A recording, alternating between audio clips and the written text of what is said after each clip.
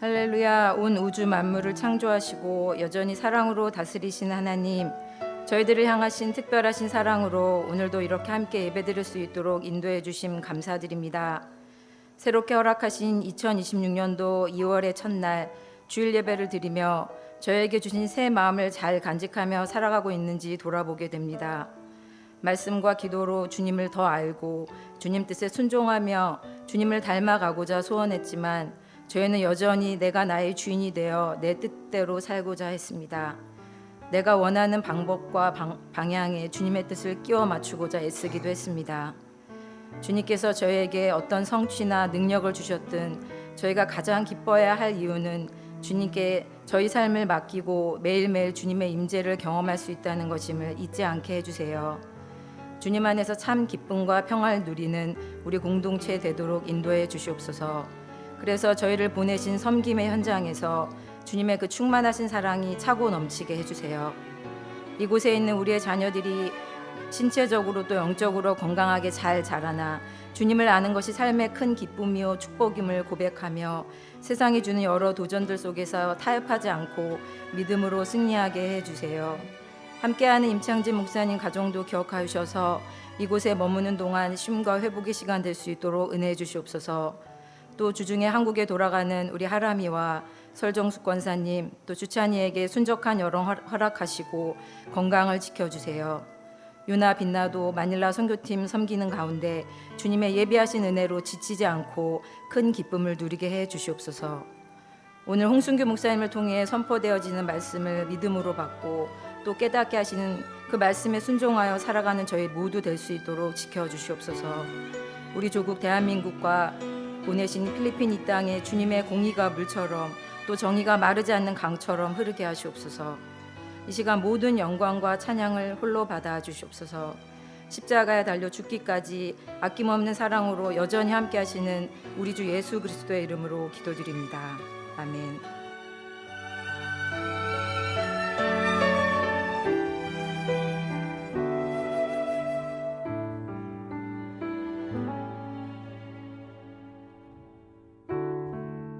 오늘 말씀은 요한복음 12장 1절에서 8절까지인데 우리 홍영표가 봉독해 주겠습니다. 2월절 옛새 전에 예수께서 나사로가 살던 베다니에 가셨다. 나사로는 예수께서 죽은 사람들 가운데서 살리신 사람이었다. 그곳에서 사람들이 예수께 식사를 대접하였다. 마르다는 시중을 들고 있었고 나사로는 예수와 함께 식탁에 앉아 있는 사람들을 가운데 하나였다. 마리아는 값비싼 순나드 향유 한 근을 가져다가 예수의 발에 붓고 자기 머리털로 그 발을 닦았다. 그러자 집안에 향유 냄새가 가득 채웠다. 그때 제자 가운데 하나로서 예수를 팔아넘길 유다 이스가리옷의 말이 하였다. 어찌하여 이 향유를 300데나리온에 팔아서 가난한 사람들에게 주지 않았는가? 유다는 가난한 사람들을 생각해서 이런 말을 한 것이 아니라 도둑이었기 때문이었다. 그는 동괴를 막고 있었으며 거기에 넣어둔 것을 가로채곤 하였다. 예수께서 말씀하셨다. 이 여자를 그냥 두어라. 그는 내 장례를 준비하려고 이 향유를 간직하였다. 가난한 사람들은 항상 너희와 함께 있지만 나는 항상 너희와 함께 있는 것이 아니다. 미국에 유명한 리서치 기관이 하나가 있습니다. 근데 PWE, Pew Research Center라는 곳인데 이곳에서 2020년에 그러니까 청소년 신앙에 가장 큰 영향을 주는 것, 근데 거기 그 요소가 무엇인지에 대해서 이제 한번 조사를 해봤습니다. 근데 Pew Research Center는 뭐 기독교 기관이 아니에요. 근데 미국의 대부분의 방송사들에서 이 조사 기관이 결과물로 내어준 것을 기준으로 해서 사람들에게 알려주는 좀 권위 있는 기관이에요. 그래서 비록 기독교 단체는 아니지만 기독교인들을 대상으로 설문조사를 한 이 조사에서도 아주 의미 있는 결과를 우리에게 내줬어요. 일단 결과물이 저렇게 네 가지로 제가 정리를 이제 해봤는데, 일단 영어는 저렇게 되고 살짝 보시죠. 영어로. 그 다음에 이제 페이지를 보시면 이제 한국어로 이제 되어 있습니다. 이제 조사를 하면서 무엇이 그 당시 청소년들에게 믿음에 있어서 가장 큰 영향을 주었는가라는 것을 이제 질문을 했을 때 결과물이 나온 거는 청소년 신앙에 가장 큰 영향을 주는 것은 부모와 가정이라고 다 이렇게 대답을 한 게 제일 많았어요. 그러니까 제 1위가 청소년 신앙에 있어서 가장 큰 영향을 주는 것은 부모와 가정이다. 그리고 대부분의 청소년은 이제 부모와 같은 종교 정체성을 가진다. 그리고 또 나온 결과가 청소년의 신앙 실천은 혼자가 아니라 가족과 함께 이루어진다. 자, 그 다음에 마지막 교회 프로그램보다 가정의 일상적인 신앙 습관이 더 큰 영향을 미친다. 우리 청소년들 많이 있잖아요. 청소년들은 어떻게 대답하실 것 같아요? 이런 질문 앞에서 맞는 것 같아요. 이런 그 결과가 나온 게 아니면 나는 아닌데라고 생각하는 사람도 있어요. 근데 이거는 뭐 미국 청소년들을 대상으로 조사한 거지만 일반적으로 다른 나라의 하나님을 믿는 신앙을 가진 청소년들도 거의 뭐 크게 다르진 않을 거다라는 생각을 할 수 있습니다.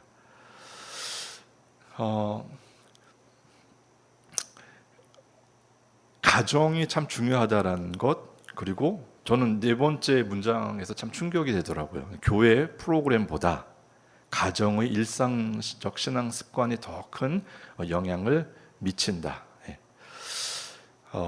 그래서 우리는 이 가정에서 어떤 답을 찾을 수밖에 없을 것 같아요. 그러니까 우리 아무리 교회가 교육을 잘하고 신앙을 갖게끔 도와주고 열심을 내고 모든 재정이나 환경을 그곳에 알맞게 투자하고 마련한다고 해도 가정에서 되어 있지 않으면 좀 어렵구나라는 것을 생각해 보지 않을 수가 없어요. 그럼에도 불구하고 예외는 있죠. 그럼 가정이 예수님을 믿지 않는 사람은 어떻게 될 건가? 그러면 전혀 신앙을 갖지 못하게 되는 건가라고 생각을 했을 때 거기선 또 예외가 있을 거예요. 그러니까 이게 100% 맞다라는 것, 무조건 가정에서의 신앙이 정말 중요하다라는 것, 그러니까 가정이 없거나 가정에서 신앙이 없거나 하면 우리 자녀들, 청소년들의 신앙도 없다. 이렇게 완전히 그 100% 맞다라는 이야기는 아닐 테고, 가정에서 예수님을 믿지 않는 가정이거나 심지어는 가정이 없는 사람도 예수님을 만날 수 있고 예수님을 믿는다라는 걸 우리는 알고 있어요. 그렇지만 일반적인 걸 봤을 때 가정이 참 중요하다라는 거예요.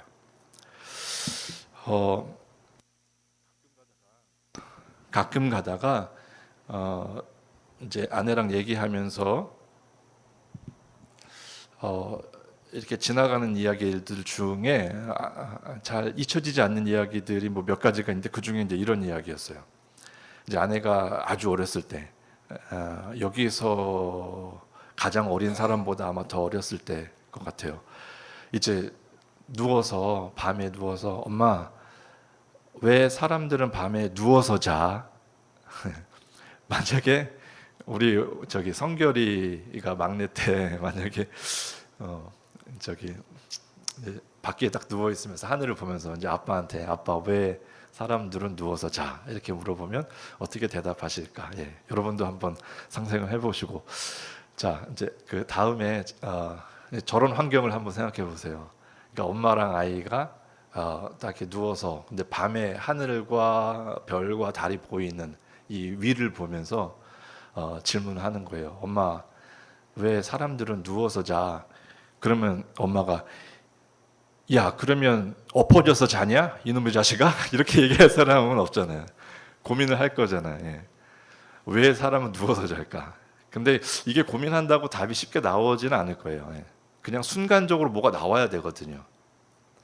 근데 이제 저희 어머니가 장모님이 이렇게 얘기를 이제 했다라는 이야기를 아내가 저한테 이제 해줬어요. 한 번 해줬어요. 한 번 이 이야기. 근데 저는 참 오래도록 이 이야기가 남고 또 많은 사람에게 이렇게 좀 기회가 있으면 이렇게 알려주는데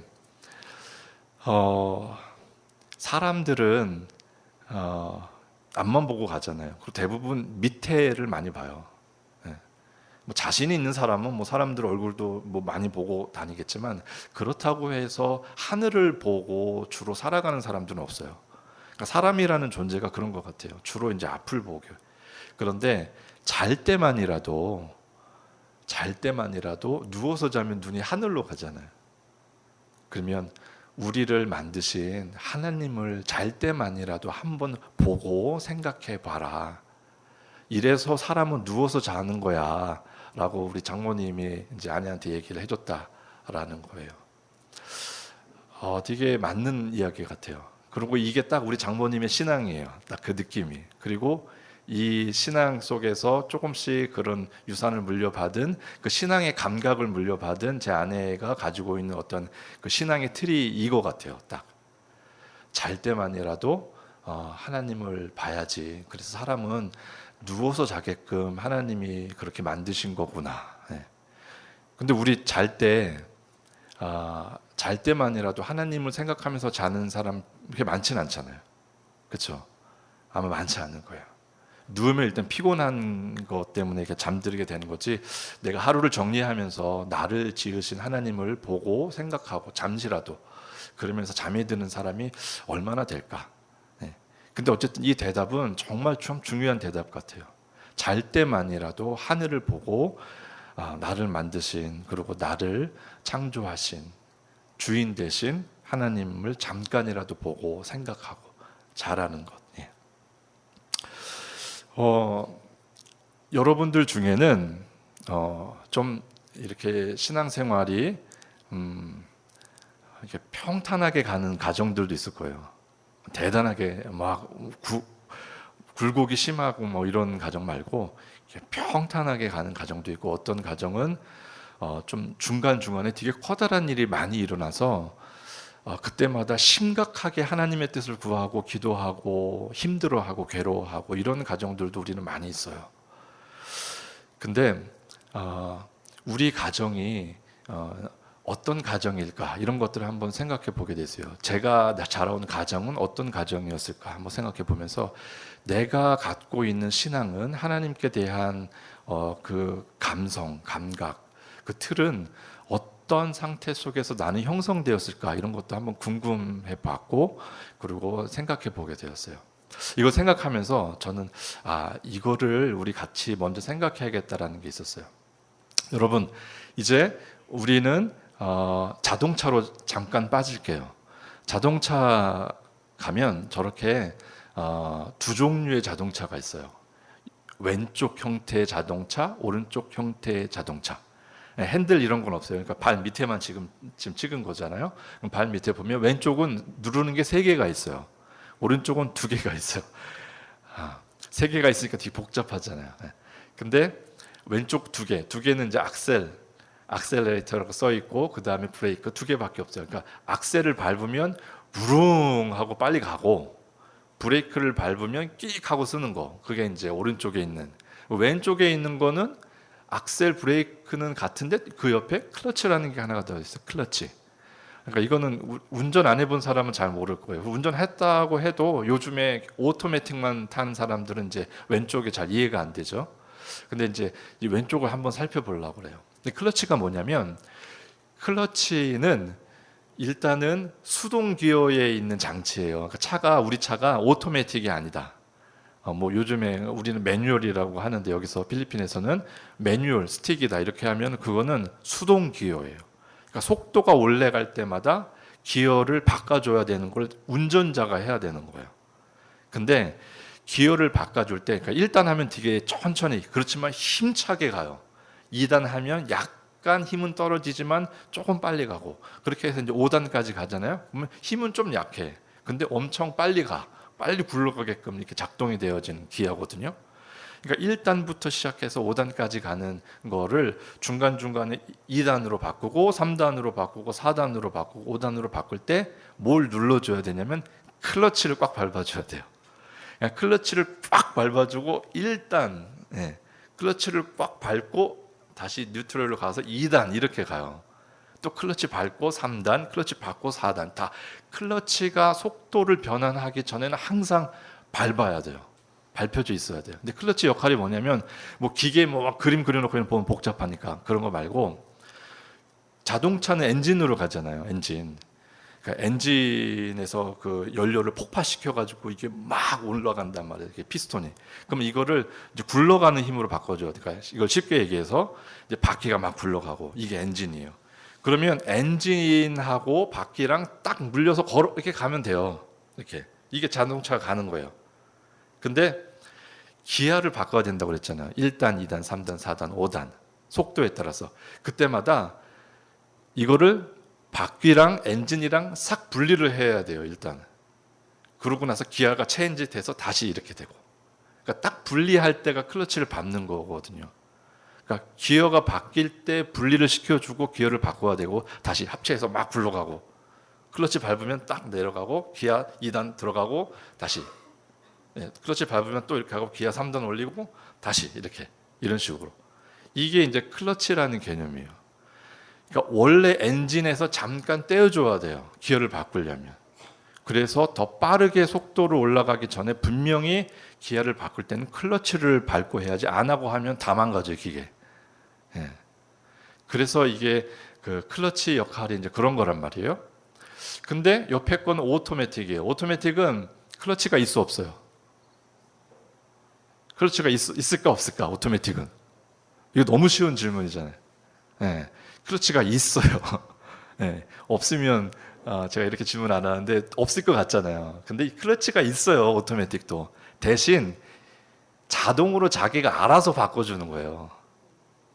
사람이 안 눌러도 속도가 올라가면 자기가 알아서 떼고 기아 바꿔주고 다시 이렇게 하고, 이게 오토매틱이에요. 그래서 사람이 누를 필요가 없어요. 그리고 이게 누르는 게 좀 힘들거든요. 이게 살짝만 뭐 발 대는 게 아니고 진짜 좀 힘차게 눌러줘야 될 때도 있고, 차 종류에 따라서는 엄청 힘든 것도 있어요. 그러니까 이게 좀 왼발이 아프잖아요. 그래서 이거 너무 힘들다. 자동으로 이걸 뗐다가 바꿔주고 다시 굴러가고, 자동으로 뗐다가 바꿔주고 다시 굴러가고 하는 거를 만드는 게 오토매틱이란 말이에요. 자, 근데 이런 자동차만 있을까요? 세상에 이런 자동차만 있을까? 아니에요. 자, 여러분, 세계 최초의 차가 뭘까요? 벌써 나왔네. 세계 최초의 차예요. 저게 벤츠. 칼 벤츠가 만든 차, 왼쪽 편에 있는 그게 세계 최초의 차예요. 가솔린으로 가는 차고 1885년에 나온 차예요. 그리고 그 옆에 거는 2026년판 벤츠. 그러니까 지금 많이 차이가 나지만 어쨌든 세계 최초로 만든 가솔린으로 가는, 이 엔진으로 가는 차는 저 모양 1885년에 나왔다라는 거예요. 근데 저거 말고 또 나온 차가 있죠. 요즘에 무슨 차? 전기차. 자, 근데 여러분, 전기차가 요즘에 나온 것 같죠? 근데 제가 사진 붙여놨지만 1830년대에 벌써 전기차가 저렇게 디자인이 됐어요. 그리고 요즘에 나온 전기차인데 테슬라에서 나온 저 차가 신형 모델인데 지금. 자, 그러면 가솔린 차가 먼저 나왔어요? 전기차가 먼저 나왔어요? 전기차가 먼저 나왔어요. 네. 근데 이제 뭐 배터리 문제 뭐 이런 것들 때문에 전기차가 이렇게 상용화가 늦어지는 건데, 실제로 가솔린 차가 만들기도 전에 전기차, 전기로 가는 차가 만들어졌단 말이에요. 근데 저기에 있죠. Electricity was a discovery, not an invention. 전기가 요즘에 와서 뭐 에디슨이 발명해가지고 뭐 전기, 그게 아니고, 전기는 발명된 게 아니에요. 전기는 발견한 거예요. 그러니까 인류가 있을 때부터 실은 그 전에도 모르겠어요. 그러니까 어떤 그 하나님께서 만드신 창조 속에 전기도 있었던 거예요. 근데 인류가 발견한 게 기원전 한 5세기 정도에 발견했다고 그러더라고요. 이런 게 전기가 아닌가. 근데 이제 최근에 와서야 이런 전기로도 자동차를 이제 굴릴 수 있다라는 거를 이제 그렇게 개발을 해서 이렇게 만든 거죠. 그래서 우리가 생각할 땐 자동차가 엔진으로 가는 자동차가 먼저 나온 것 같지만 실은 전기차가 훨씬 먼저 나왔다라는 거. 근데 전기차의 특징이 뭔지 아세요? 예. 전기차는 저도 전기차는 아직 운전을 안 해봐서 특징을 잘 모르겠는데 누가 운전하는 거를 보니까 되게 편한 게 많더라고요. 근데 오토매틱하고 뭐 거의 비슷한 것 같아요. 그러니까 엑셀하고 브레이크 있는 거. 근데 클러치가 없어요. 근데 왜 클러치가 없을까? 전기차도 클러치를 오토매틱으로 해줄까? 그게 아니에요. 전기차는 클러치라는 개념 자체가 없어요. 왜냐하면 전기차는 엔진이 없어요. 그러면 뭐로 가냐? 모터로 가요, 모터. 모터는 처음에 시작할 때에는 약하게 움직여요. 지가 혼자. 밖에도 약하게 움직이고, 그리고 빨리 가면 자기가 또 빨리 움직여요. 그리고 갑자기 또 천천히 가면 또 속도를 자기가 이렇게 줄여서 이렇게 줄고. 그러니까 뭐가 결합해서 가고, 뭐 기아 바꿔주고, 뭐 결합해서 가고 이게 아니고, 그냥 모터랑 바퀴랑 그냥 바로 물려 있어. 그냥 바로 갔다가 빨리 갔다가 천천히 갔다가 뭐 그러는 거예요. 그러니까 완전히 다른 개념이에요. 그러니까 클러치란 그 자체가 없단 말이에요. 자, 여기까지. 이제 자동차를 우리가 잠깐 빠졌었는데 제가 왜 자동차를 이제 이야기하냐면 우리가 가정 속에서 신앙의 훈련을 받고 가정 속에서 신앙의 감각과 어떤 틀이 형성이 이제 되는다라는 거를 리서치 조사를 통해서 어느 정도 결과로 알게 됐잖아요. 근데 어떤 가정은 엔진이 있는 차 같은 가정이 있어요. 근데 어떤 가정은 전기차 같은 가정이 있어요. 신앙의 단계를 거치기 위해서 잠깐 엔진하고 분리가 돼야 되는 것이 있어요. 더 높은 속도를 내기 위해서, 기아를 체인지하기 위해서. 그런 클러치를 밟는 건데, 그런 클러치를 밟는 게 아마 우리가 생각하기 편하게 수련회, 뭐 캠프, 뭐 기도원 가는 거, 아니면 다른 거에서 떨어져서 완전히 하나님께만 집중하는 뭐 그런 시간 있잖아요.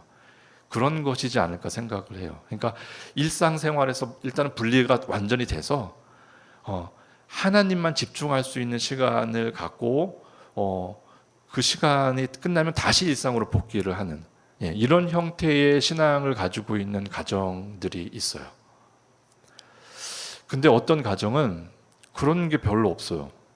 그리고 뭐 이렇게 어떻게 보면 뜨겁고 막 그렇게 그런 모습이 없는 것 같은 가정이 있어요. 근데 저는 첫 번째 가정을 엔진으로 굴러가는 자동차이다라는 생각을 하게 되고, 그다음에 두 번째 가정 이런 분위기는 전기차 같은 거. 아예 클러치라는 개념 자체가 없는 거라서. 여러분의 가정은 어때요? 어떤 스타일의 가정인 것 같아요? 속도를 더 내기 위해서 완전히 엔진하고 분리하는 이 기간을 갖는 그런 가정인가요? 아니면 클러치 자체라는 개념이 없이 항상 일체로 천천히 굴러갔다 빨리 갔다 이런 가정인가요?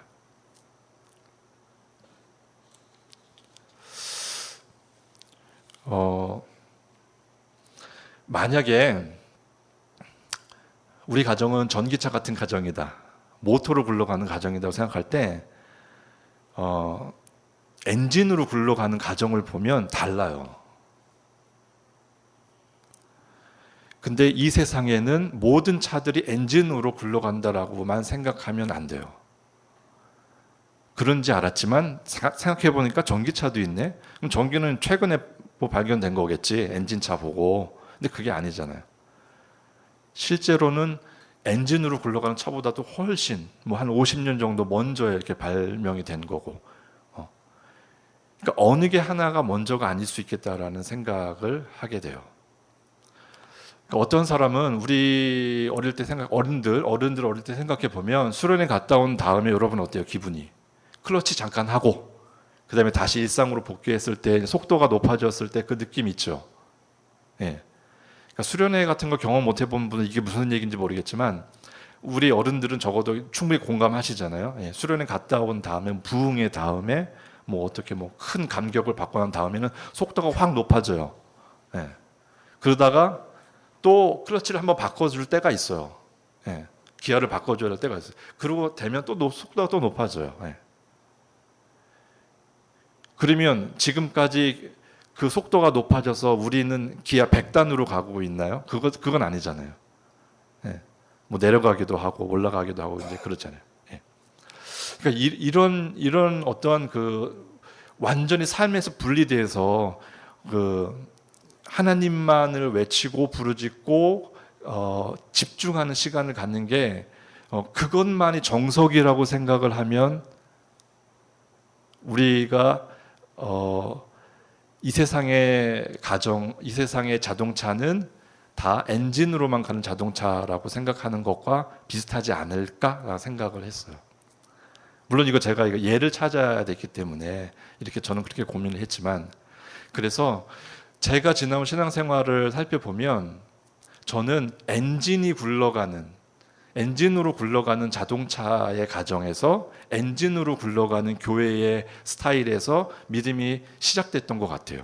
그리고 그때는 제가 어렸을 때 아무리 생각해도 모든 교회들은 가정들은 엔진으로 굴러가는 차와 같은 분위기였었어요. 그때 저는 전기차도 있었을 거다. 전기차 같은 가정, 전기차 같은 교회도 있었을 거다 이런 생각은 못 하게 되더라고요. 보는 것들은 다 그런 거였었어요. 그래서 수련회 갔어요. 수련회 갔다 와서 많은 변화가 됐고, 또 이런 캠프 같은 데 갔다 와서 정말 새롭게 변화가 된 것도 있어요. 그리고 저는 이제 목요일마다 목요 찬양이라는 데를 매주 갔거든요. 근데 야간 자율학습을 해야 되니까 그거는 사실은 선생님한테 매를 맞고 가야 되는 일이었음에도 불구하고 차라리 매를 맞지, 그러고 그냥 갔어요.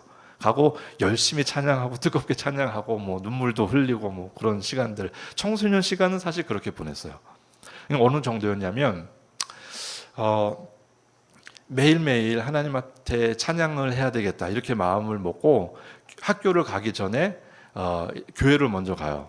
그러니까 학교는 한 7시쯤에 출발하면 되거든요. 집에서 걸어가는 거리였는데, 근데 교회를 6시 반 정도까지 가서 기도하고 이 앞에서 혼자서 기타 치면서 찬송하는 거예요.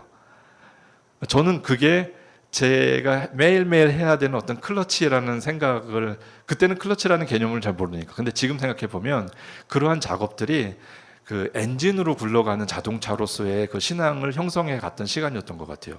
그래서 어떤 때는 사모님이 내려왔어요. 좋은데 우리 목사님 새벽 기도하고 자야 되는데 6시 반에 항상 와서 찬송하지 말고 다른 시간에 좀 오면 좋겠다 이런 얘기도 들었어요. 네.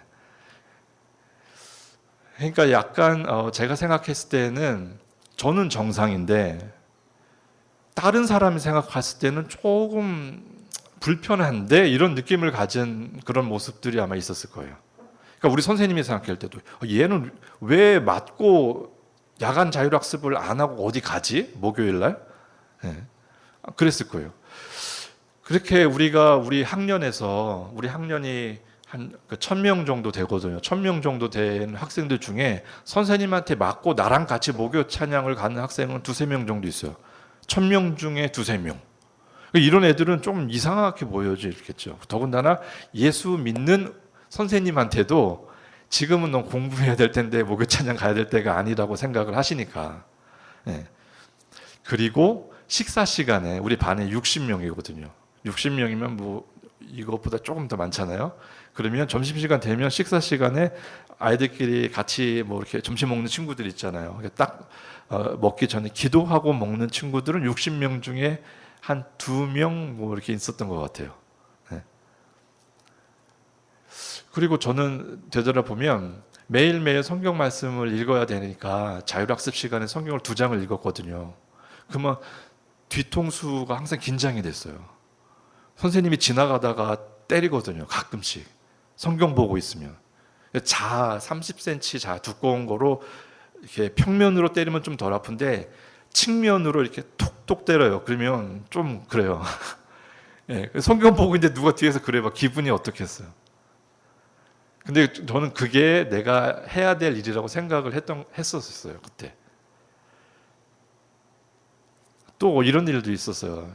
청소년 시절로 지나보면 이제 찬송가만 들어야 된다. 왜냐하면 세상 음악이다. 이런 찬송가 아니면 세상 음악 이런 가치관. 나는 하나님을 잘 믿어야 되니까 모든 가지고 있었던 앨범들을 다 버려야 되겠다. 그래서 비 오는 날 내가 가지고 있었던 앨범들을 다 날려버렸어요. 네. 이 모습을 누가 봤다고 하면 오늘 현재 내가 30 또는 35년 전에 나를 그때 가서 본다라고 하면 내가 나를 봤을 때 무슨 생각할까? 저는 지금 같으면 그렇게 못할 것 같아요. 근데 그때는 그게 가능했어요. 그것만이 내가 전부인 거라고 어떤 믿고 달려갔던 것 같아요. 근데 그 시절이 지나니까 내가 스스로 나를 찾아가게 되는 것을 알게 됐어요. 그래서 저는 이런 초등학교 또 청소년 시절에는 엔진으로 가는, 힘차게 엔진으로 가는, 그래서 가끔씩 클러치를 힘차게 밟아줘서 기아를 바꿀 준비를 하고 다시 일상에 복귀를 하고 이런 작업들을 해야 되는 그런 것들을 함으로써 신앙이 성장해 갔었던 것 같아요. 근데 어느 순간이 이렇게 지나고 내가 저의 모습을 보니까 저는 사실은 본성이 전기차 같다라는 생각을 해요.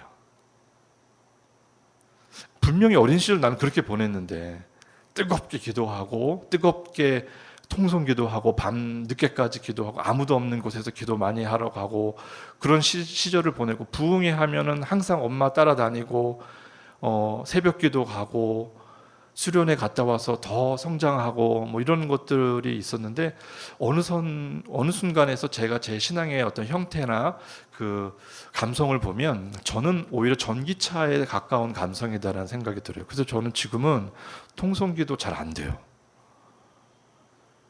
통성 기도하는 자리에 가서도 기도하는데 조용하게 기도하게 돼요. 그리고 어느 순간부터 저는 조용하게 기도하는 게 더 진지하게 기도하는 습관으로 형성이 되더라고요. 누가 가르쳐 준 건 아니었어요. 어느 순간부터 저는 뜨거운 자리 뒤에 있을 허무함이 좀 불안하다는 느낌이 들더라고요. 그래서 매일매일의 일상이 어떤 뜨거운 자리보다 훨씬 중요하다라는 걸 인식하게 되었던 것 같아요. 그래서 그런 시간을 겪으면서 지금 제가 이제 50이거든요. 이 50세에 형성되어진 어떤 신앙의 틀, 감성은 저는 비로소 제 모습을 찾았다는 생각이 들어요. 근데 전기차 같아요. 항상 일상 속에서 같이 물려서 굴려가야 되는 거지 완전히 떨어져서 어떠한 클러치를 밟아서 분리된 시간을 통해서 다시 들어오고 이런 것들이 내 신앙생활에 내가 앞으로 자라게끔 해줄 건가. 저는 제가 몇 살까지 살지는 모르겠지만 앞으로의 시간은 아마 저답게 살 것 같아요. 하나님이 저답게 만들어주신 신앙의 감성과 틀을 가지고 살아갈 것 같은 생각이 들어요. 그런데 가끔씩 저는 이런 버킷리스트를 갖고 꿈을 꾸고 있거든요. 그게 저 화면이에요. 우리가 공부하고 있는 우리 아이들이 공부하고 있는 피아의 항상 그 잔디밭 축구장에 저는 저 모습을 꿈꾸고 있어요. 저는 전기차인데 저런 모습은 클러치를 밟는 거거든요. 근데 제가 자라올 때를 보니까 클러치를 밟는 엔진으로 가는 자동차 같은 신앙의 형태를 가져야 될 때가 있는 것 같아요. 그러고 나서 또 어떤 때는 전기차다운 그런 모습을 가지고 있는 항상 같이 맞물려서 굴려가는. 근데 우리 청소년 시기에는 저는 저런 형태의 신앙이 우리에게는 정말 좀 필요하지 않을까 하는 생각이 들어요. 그래서 저는 제가 저 사진을 찾느라고 비슷한 사진을 찾아야 되는데 어떻게 할까 고민을 많이 하면서 이제 찾아봤어요. 그러다가 리버티 유니버시티를 봤어요. 그래서 저걸 찾게 됐어요. 그러니까 어떤 날에 자기들이 정해서 모든 학생들이 다 나와서 찬양하고 말씀 듣고 그러는 그 모습이거든요. 근데 저는 우리가 다니는 학교에서 그 일주일간의 기간을 정해서 매주 5시부터 저녁 때까지 저런 모습으로 찬양하고 말씀 듣고 우리 하나님 앞에만 전적으로 시간을 일상과 분리돼서 가는, 그리고 낮에는 재밌게 운동하고 그다음에 게임하고 놀고 또 저녁에 다 모여서 저렇게 하나님 말씀으로만 집중하는 그런 일주일간의 시간을 언젠가는 열어보고 싶은 게 제가 갖고 있는 소망 중에 하나예요. 언젠가는 꼭 해보고 싶어요. 제가 지나온 시간을 보니까 저런 시간은 정말 지금의 전기차다운 저의 모습을 형성하는 데 있어서 참 중요한 역할을 했다라는 게 확신이 들거든요. 그렇지만 저런 모습으로 항상 클러치된 상태로 평생을 가지도 않을 수 있다라고 생각을 해보기도 해야 돼요. 누가? 특별히 부모님이. 제 부모님을 생각해 봤어요. 나는 어떤 부모님한테 자랐고 특히 어떤 형태의 신앙을 갖게 되는 걸까? 영향력이 어떤 걸까? 왜냐하면 우리 설교 초반부에 퓨 리서치에서 나온 결과들 봤잖아요. 가정이 정말 중요하다, 신앙 형성에. 예. 그랬는데 아마 그때 저는 어머니 영향을 참 많이 받았거든요. 근데 어머니도 경험을 한 거는 엔진으로 굴러가는 자동차 형태의 신앙생활이었거든요. 그러니까 어머니가 생각했을 때는 신앙은 엔진 형태로 굴러가는 자동차 그 틀일 거다라고 아마 생각을 하셨을 것 같아요. 그 시대 때는 그랬을 것 같아요. 아마. 그래서 저도 이제 그 밑에서 이렇게 신앙을 형성하게 되고 그렇게 자라갔던 거죠. 근데 지금은 왜 그러나? 지금은 왜 이렇게 좀 다른 모습이 있나? 그렇다고 내가 하나님을 덜 믿는 건가? 진지하게 나한테 질문을 해보면 저는 그렇게 대답 안 하거든요. 스스로에게. 오히려 조금 더 성숙해 가 있으면 갔을지언정 내가 예전에 저렇게 뜨겁게 하나님을 믿는 자리를 위해서 학교도 빠지고 그리고 선생님들한테 핀잔도 받고 그러면서까지 무엇을 지키려고 했던 그런 모습이 지금은 없지만 이 상태로 내 35년, 40년 전 사이에 갖다 놔도 나는 그렇게 못할 것 같은 생각이 드는데 그렇다고 나는 믿음이 없는 건가? 하나님을 안 믿는 건가? 저는 아니거든요. 근데 부모님으로서 내가 이 생각을 잊지 않아야 되겠다라는 생각을 하게 됐어요. 여러분이 자랐던 시간들, 부모로서 우리가 자랐던 시간들은 아마 내연기관 자동차처럼 굴러가는 형태의 신앙일지도 몰라요. 근데 우리들의 자녀는 어쩌면 전기차일지도 몰라요. 전기차인데 자꾸만 클러치 밟으라고 클러치를 계속 밟으라고 요청만 하면 애들은 몰라요. 클러치 없는데 내가 탄 차에는 클러치가 없는데 클러치라는 개념 자체가 없는데 역시 여러분은 혹시 클러치가 있는 차에 탄 것 같아요? 신앙의 틀이 아니면 전기차에 탄 것 같아요? 아마 잘 모를 수도 있어요. 근데 중요한 건 우리들보다 더 중요한 게 있다는 거예요. 운전자예요. 운전자. 자동차의 목적은 클러치가 아니에요. 자동차의 목적은 가는 거예요. 가야 돼요. 근데 그 가게끔 하는데 최종 결정권자가 누구냐면 운전자예요. 근데 부모가 만약에 운전자가 돼 있어서 전기차인데 클러치만 찾고 있으면 가지 않아요. 내가 갖고 있는 신앙의 틀이 이 온 세상의 신앙의 틀의 전부라고 생각하면 우리의 자녀를 지으시고 창조하시고 운전해 가시는 하나님 앞에서 내가 하나님이 되는 격이 될 수도 있다는 것을 우리는 늘 민감하게 생각해 봐야 돼요. 아울러서 자녀된 우리들도 내가 부모님과 갖고 있는 어떤 신앙의 틀과 정서와 이런 게 다르다고 해서 항상 주눅들 필요 없어요. 운전자가 우리들의 삶을 붙들고 있는 한 그건 운전자 마음대로 하실 거예요. 부모가 하는 게 아니라는 것을 사실은 우리는 깊이 생각할 수 있어요. 근데도 잘 안 돼요. 그리고 심지어는 이런 리서치에서도 권위 있는 리서치에서도 부모가 가정의 신앙에서 제일 중요한 역할을 한다라고 조사가 나오죠.